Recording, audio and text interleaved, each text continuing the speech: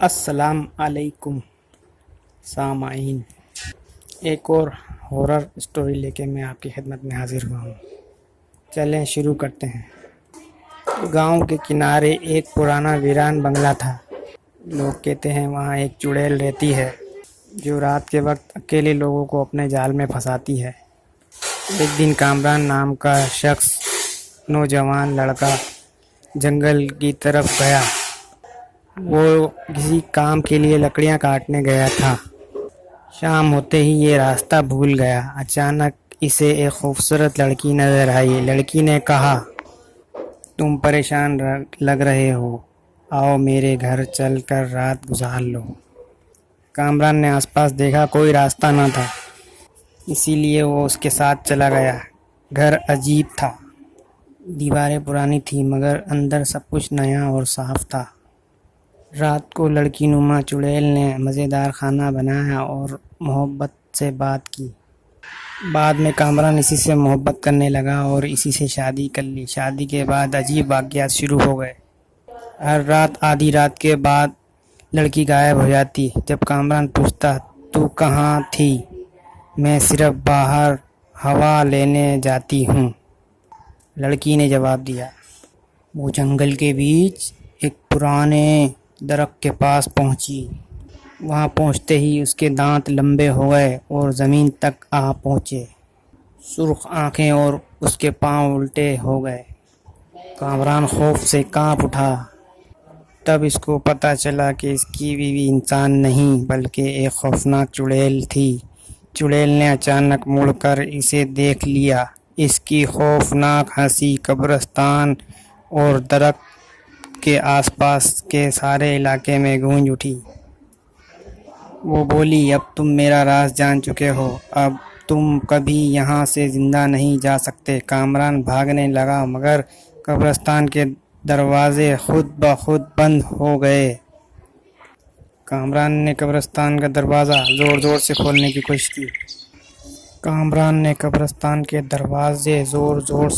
کی کوشش کی۔ مگر دروازہ جیسے پتھر کا بن گیا تھا۔ پیچھے سے چڑیل کی خوفناک ہنسی سنائی دی، کامران اب تم مجھ سے نہیں بچ سکتے۔ کامران نے مڑ کر دیکھا تو چڑیل ہوا میں تیرتی ہوئی اور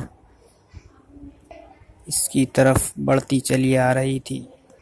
اس کے لمبے دانت سانپ کی طرح لہرا رہے تھے اور آنکھوں سے سرخ روشنی نکل رہی تھی۔ اچانک کامران کو اپنے دادا کی دی ہوئی ایک تسبیح یاد آئی جو وہ ہمیشہ جیب میں رکھتا تھا۔ اس نے فوراً تسبیح نکالی اور دعا پڑھنے لگا۔ چڑیل چیخ اٹھی، یہ کیا کر رہے ہو؟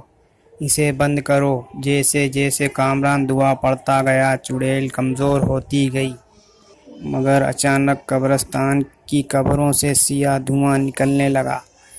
دھوئیں کے اندر عجیب و غریب سائے تھے جو کامران کو گھیرے میں لینے کے لیے آ رہے تھے۔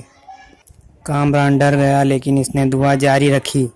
اس لمحے تیز روشنی آسمان پہ نمودار ہوئی اور قبرستان کا دروازہ کھل گیا۔ کامران پوری طاقت سے بھاگا اور جنگل سے نکل کر گاؤں پہنچ گیا۔ صبح ہوتے ہی وہ چند بزرگوں کے پاس گیا اور ساری بات بتائی۔ بزرگوں نے کہا، وہ بنگلہ برسوں سے منحوس کہا جاتا ہے، جو بھی وہاں رہنے جاتا ہے واپس نہیں آتا۔ اسی گاؤں کے لوگ اور بزرگ مل کر بنگلے کی طرف گئے مگر جب وہ وہاں پہنچے تو سب حیران رہ گئے۔ جہاں بنگلہ تھا وہاں صرف کھنڈر اور جلی ہوئی دیواریں موجود تھیں۔ ایسا لگ رہا تھا جیسے وہاں کئی سالوں سے کوئی رہتا ہی نہ ہو۔ تبھی کھنڈرات کے اندر سے ایک عورت کے ہنسنے کی گونج آنے لگی، کامران میں واپس آؤں گی۔ یہ سن کر سب کے رونگٹے کھڑے ہو گئے۔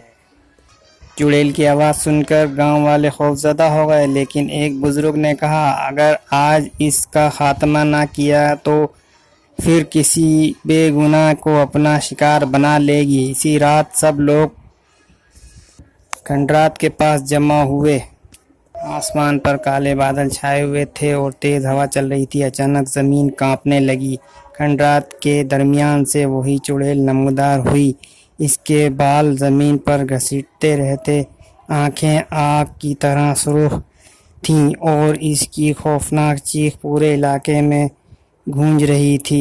چڑیل نے غصے سے کہا، کامران، تم نے میرا راز دنیا کو بتا دیا ہے، اب کوئی نہیں بچے گا۔ اتنا کہتے ہی سیاہ دھواں چاروں طرف پھیل گیا۔ لوگ خوف سے پیچھے ہٹنے لگے، مگر بزرگ مسلسل دعائیں پڑھتے رہے۔ اچانک آسمان میں زوردار گرج چمک ہوئی اور بجلی سیدھی کھنڈرات پر آ گری۔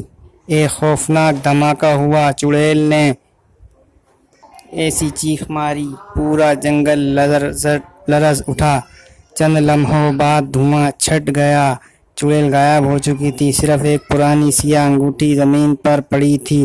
بزرگ نے فوراً انگوٹھی کو آگ میں پھینک دیا۔ جیسے ہی انگوٹھی جلی، ایک آخری چیخ سنائی دی اور پھر ہر طرف خاموشی چھا گئی۔ لوگوں نے سکھ کا سانس لیا۔ کامران کبھی دوبارہ شادی نہ کرنے کا فیصلہ کیا، اپنی باقی زندگی پرسکون گزاری۔ لیکن کئی سال بعد ایک چرواہے نے ویران جگہ پر ایک عجیب عورت کو دیکھا۔ وہ لمبے بالوں والی عورت خاموشی سے کھڑی تھی۔ جب چرواہا اس کے قریب گیا تو عورت آہستہ آہستہ مڑی اور اس کی آنکھیں سرخ تھیں اور اس کے ہونٹوں پر ایک ڈراؤنی مسکراہٹ تھی۔ شاید چڑیل واقعی کبھی ختم نہ ہوئی تھی۔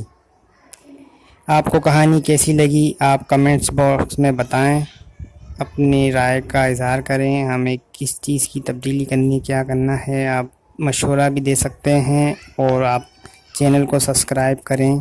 اللہ حافظ۔